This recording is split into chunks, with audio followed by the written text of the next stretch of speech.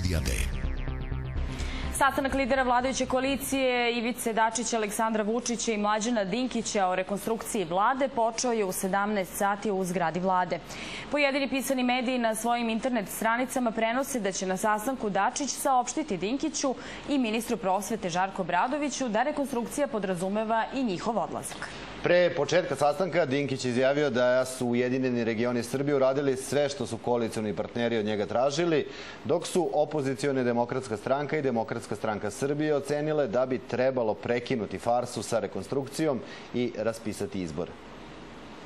Da li će rekonstruisana vlada Srbije pretrpeti ozbiljne promene, trebalo bi da bude jasno posle sastanka trojice lidera. Uoči sastanka predsjednik Ujedinjenih regiona Srbije Mlađan Dinkić izjavio je da hitno treba završiti priču o rekonstrukciji, a okrenuti se zapošljavanju Srbije.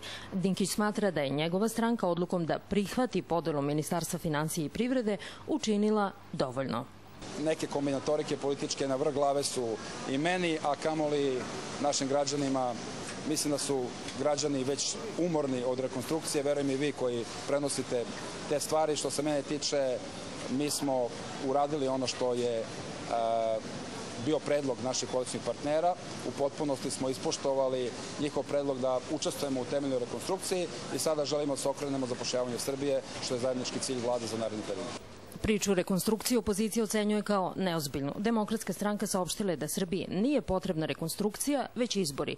Situacija je teška i za državu i za privredu i za narod. Vlada je zadužila Srbiju za novih 4 milijarde evra.